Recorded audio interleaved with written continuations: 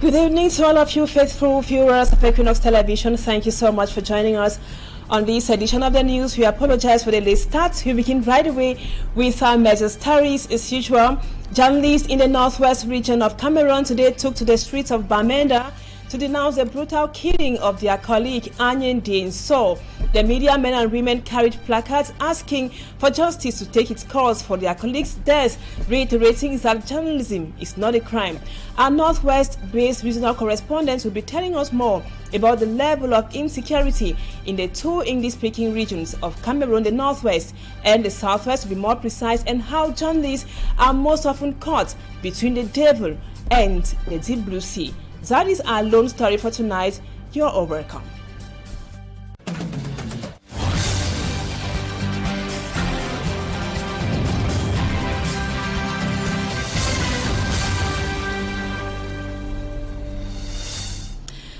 Welcome back, viewers. Thank you so much for being with us. We told you in the headlines a while ago that journalists in the northwest region of the country today took to the streets of Bamenda to denounce the brutal killing of their colleague Anyen Denso. The media men and women carried placards asking for justice to take its course after their colleague was brutally shot at close range by armed gunmen. Let's now have more with our northwest regional correspondent, Bustela. He did not deserve to come to an end in this way. He did not deserve to die in this way. No man created life and no one had the right to take away life the way they did. They deprived him. They deprived his daughter of her life. They deprived him even of starting a new job today. With placards bearing different messages, journalists have observed a minute of silence at the spot where their colleague Anyen Denso was gunned down on Sunday night. The news about Anyen's assassination, if I can put it in that way, came to us as a shock, and we felt like if this can happen to Anyen today, it can happen to me, it can happen to you, it can happen to any other member. And for one of the fighting parties to have taken responsibility for it, we are saying that enough is enough. Journalists cannot be targeted. The protesting journalists took to the streets from the City Chemist roundabout to Tarinkon, demanding an end to all forms of targeting a journalist. That first of all, we need to send a strong message out to perpetrators of acts like this, not only on journalists, but on people who are going about their daily activities. So we want to say, we are sure that perpetrators of this act have heard, have watched us, and that we are in pains. And this is to say that it should not happen again. Where is Anyen? We are looking for. At the home of their deceased colleague Anyen Denso, the journalists were received by family in deep pain.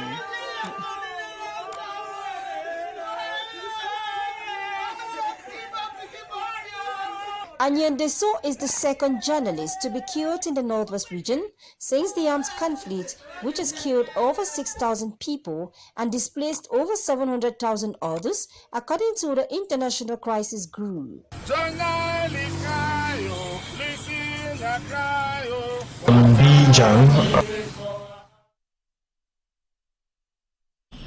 Sad indeed, and not only journalists in the northwest region are in tears. Journalists across Cameroon are mourning the death of one of theirs, and now in the southwest region, the journalists in that part of the country are also in shock because they too practice their profession in total insecurity. Let's now listen to some of them who spoke to our reporter in Limbe, Davidson Maimo.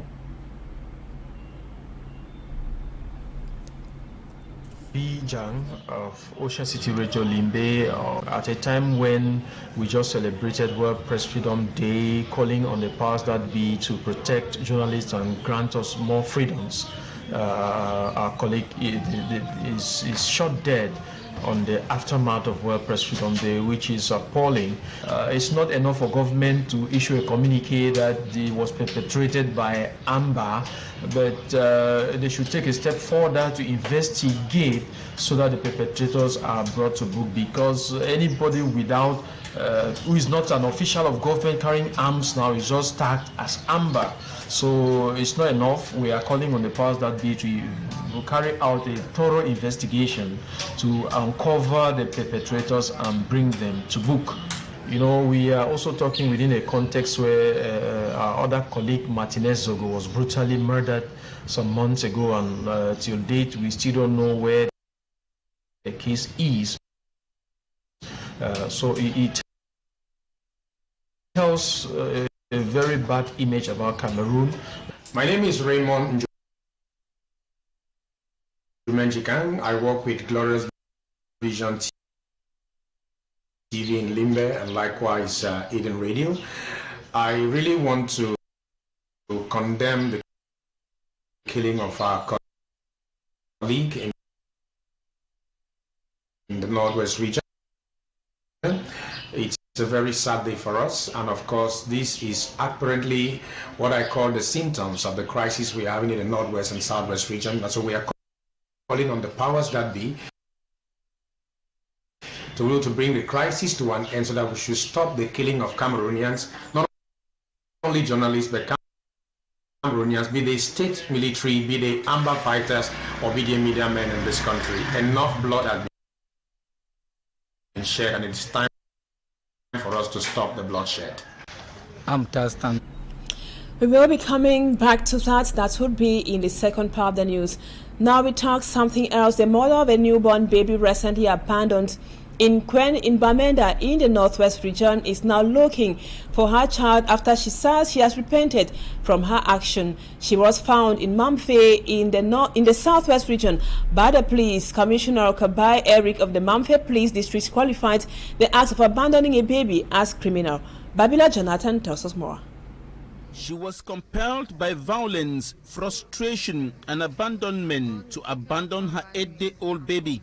After being delivered of the baby in St. John of God Health Center, Mamfe, the Southwest region, she went and left the newborn in the compound of the baby's father in Quen, in the Bamenda 2 subdivision. I dropped the baby at the father's compound because I wanted him to take responsibility, because since I was pregnant till when I gave birth, he didn't take responsibility of anything. Even while I was with him, he kept brutalizing me all the time, raising his hands on me. That made us to separate. Until then, he hasn't taken responsibility, neither has his family showed any concern to it. That's why I was frustrated, and I didn't know what to do. After the images of the abandoned baby were broadcast on Equinoxe television, police investigations unveiled her mother. The hospital where she put to bed is just here in Mamfe. So the hospital also approved, they recognized, the midwife recognized the baby, the dresses on the baby, they recognized, and the information that was written on the note beside the baby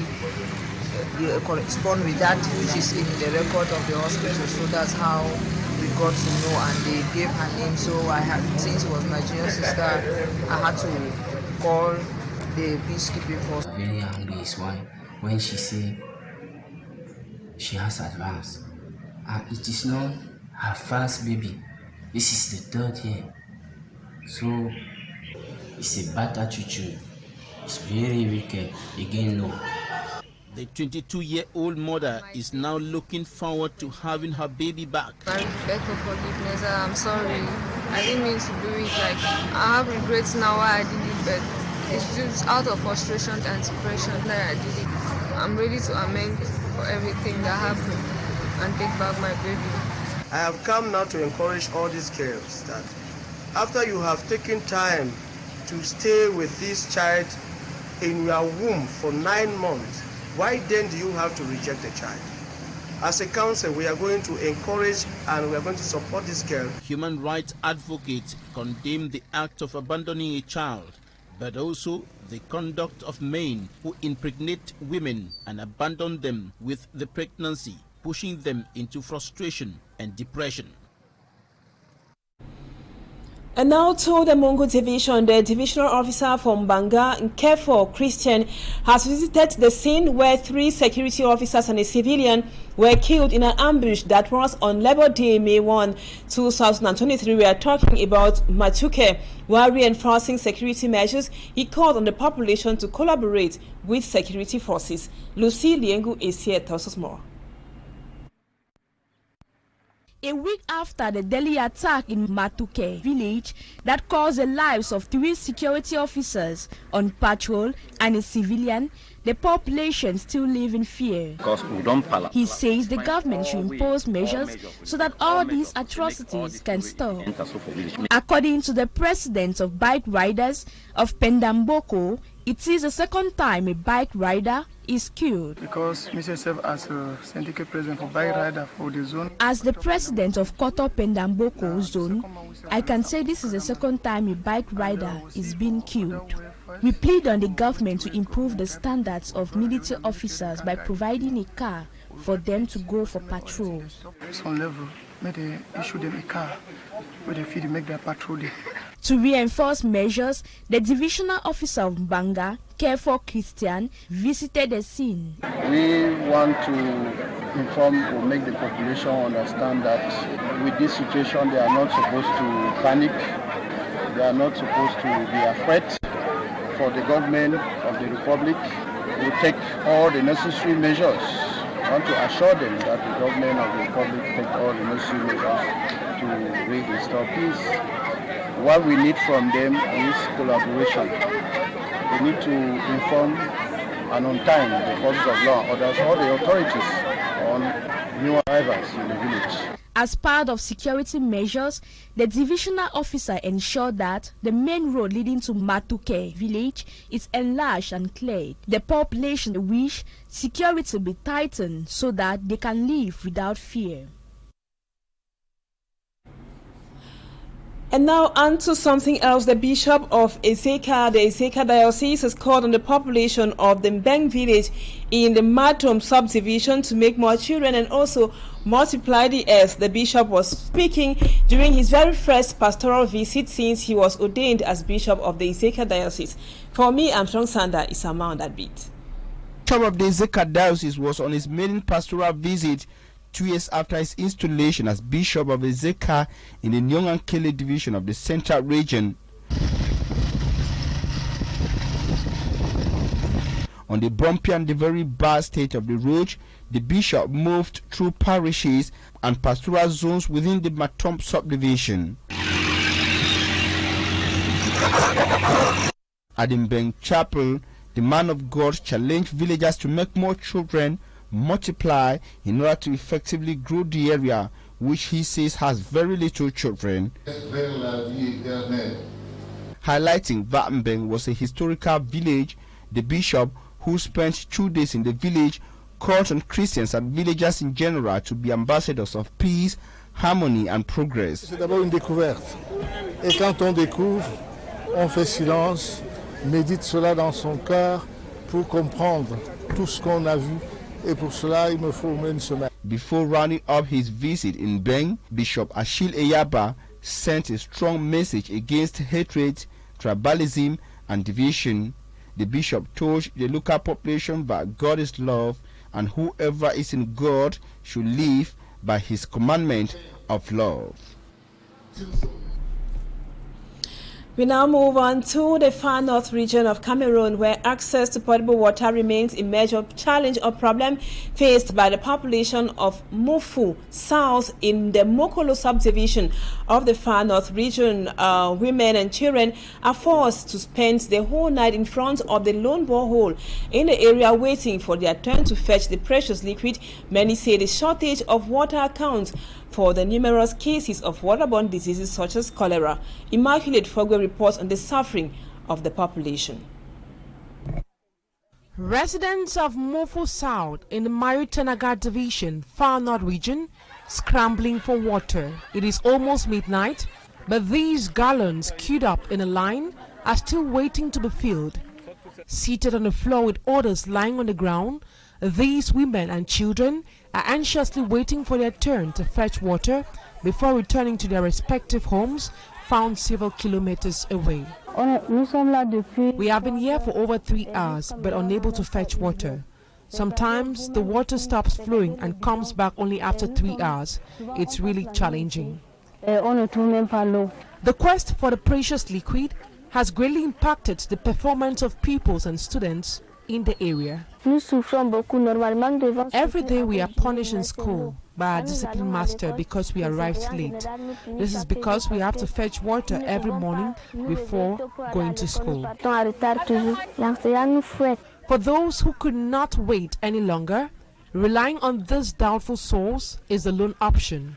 The quality of water puts them at risk of waterborne diseases. Every day we fall sick. Most of the times we abandon our kids at home, given that we spend the whole night here. Our children go to school looking unkempt due to the shortage of water. Let the government have mercy on us. Whether during the day or at night, the situation is the same and even worse during the dry season. They are sending distress calls to local authorities for them to construct more boreholes in order to quench their thirst. And now we take you out of our national frontiers to talk about the presidential election petition court, which dismisses the first petition filed against Tinubu's victory in Nigeria. In Senegal, the ruling against Ousmane Sonko is the latest twist in a long-running legal saga that he has denounced as politically motivated, a standoff with the authorities that has fueled unrest in what is widely viewed as one of the West Africa's most stable democracies. Let's now have more on our foreign page roundup with Mala Glory. The presidential election petition court in Abuja on Monday dismissed one of the 5 petitions challenging the victory of Bola Tinubu in the 25th February poll. A 5-member panel of the court led by Haruna Timani dismissed the case after the petition's lawyer announced its withdrawal. It was the first among the 5 petitions received by the court to be called for hearing. Shortly after the court recognized Maduabuchi, the lawyer announced the withdrawal of the case. The respondent lawyer Olanipoken San, representing Mr. Tinubu, and Abubakar Muhammad, representing the Independent National Electoral Commission, said they had no objection against the application of the withdrawal of the petition. The court then dismissed the petition. And in Senegal, Sonko came third in the 2019 presidential election and intends to stand again in 2024. But 2 court cases could ruin his candidacy. He received a 2-month suspended sentence and a hefty fine in March for defaming terrorism minister Mambai Niang, and the Dakar Appeals Court increased the term to 6 months on Monday, potentially making Sonko ineligible for the vote. The court also ordered Sonko to pay 200 million francs in damages to Niang. And over to Ivory Coast, on Monday, May 8, 2023, the ex-rebel leader and former Ivorian Prime Minister Guillaume Soro, who has been in exile since 2019, said on his YouTube channel that there is no reason why he could not run for president in 2025. Guillaume Soro urged the leaders of his party. And over to Ivory Coast, on Monday, May 8, 2023, the ex-rebel leader and former Ivorian Prime Minister Guillaume Soro, who has been in exile since 2019, said on his YouTube channel that there is no reason why he couldn't run for the president in 2025. Guillaume Soro urged the leaders of his party, Generations and People's Solidarity, GBS, to work on the ground to consolidate their organization capable of taking up the presidential challenge. Before we move on to sports, viewers, let's now take you to discover the very bad state of road at Bepanda, Monaco. The stretch is said to be in a very deplorable state and is a death trap to its users who fall and swim in artificial lakes. Accidents, tensions, or conflicts among the road users are also recorded on a daily basis. Innocent Ata now takes us to present to us the state of the roads at Bepanda, Monaco.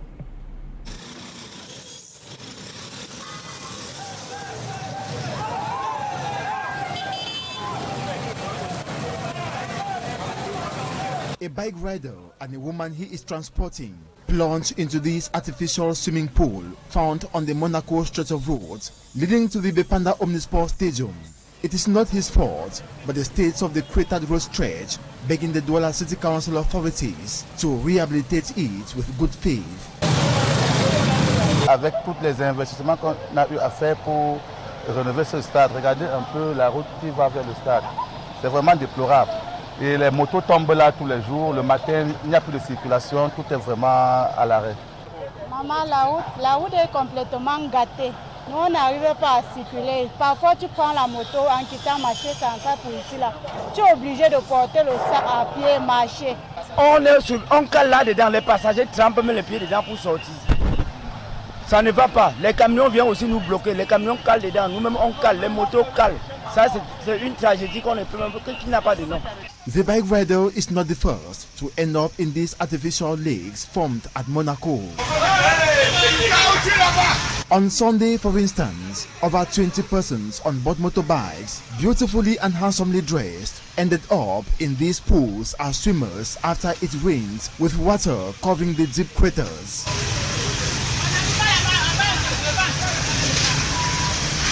Accidents, breakdowns of vehicles and bikes have multiplied as they brave to cross into the Monaco Ocean. On nous prend cher, nous prenons trop cher à cause de la route.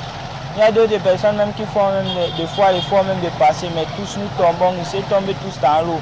Parce que ici la route est complètement mauvaise, ça crée des embouteillages et des accidents de tous les coups. Locals and road users say only fishes are lacking to make it a fish pond. La route est jonchée de nids de poules de gauche à droite, et comme si on pouvait pêcher même les poissons dans l'eau. According to the road users and locals, the road was rehabilitated few months ago. Cette route qu'on a réflexionné, ça ne fait même pas encore 2 mois comme on a réflexionné. Mais c'est encore de préférable qu'on mette les pavés à ce niveau. He adds, they are not surprised the Monaco road is the way it is at the moment because of poor quality rehabilitation works. Un goudron à 2 centimes, ça peut durer comment? Vehicles and bikes now dispute pedestrian tracks with pedestrians, which often generate tension among the 3 parties who implore the Douala City Council authorities to visit Monaco Bepanda and witness the reality they face on a daily basis, especially when it rains. Alors nous pouvons seulement dire que voilà aussi la route qui part. Hein? Et c'est vraiment déplorable. Hein? And now we talk sports. The technical officials of football and athletics who participated at the university games were blocked reportedly in their hotels due to non-payment of bills. This comes at a time when the committee to designate the queen of the university games disagrees with officials of higher education on who was the queen of the 23rd edition of the university games that ended in Gaundare over the weekend. Smart Jikange Brotasus more. With the use of a machetes, a hotel official stops the technical team in charge of football and athletics during the university games not to leave their hotel.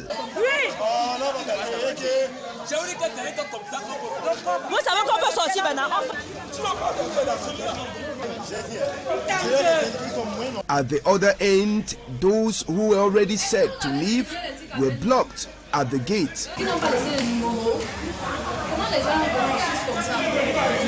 The hotel that was used to lodge these technical officials during the all-varsity games say their reason for reacting so harshly was because their money hasn't been paid by the commission in charge. In the course of a scuffle between the technical officials and the hotel management, a fight will break out.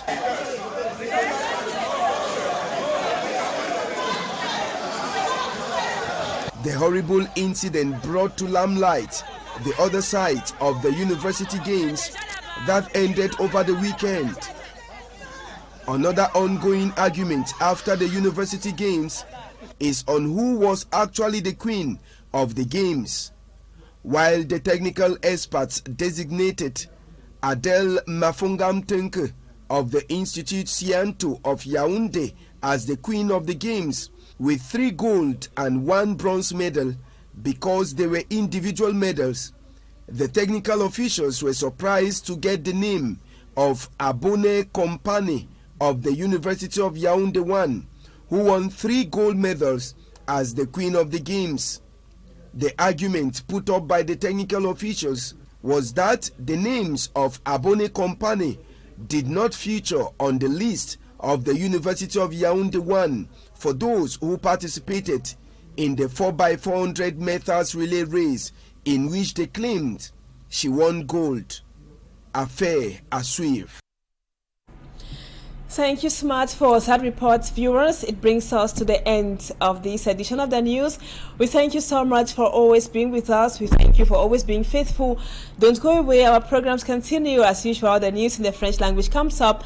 That would be at 8 p.m. and in about 25 minutes or so, Equinoxe with Serge Alongoto. Have a blessed evening in the company of programs on Equinoxe Television. Bye-bye for now.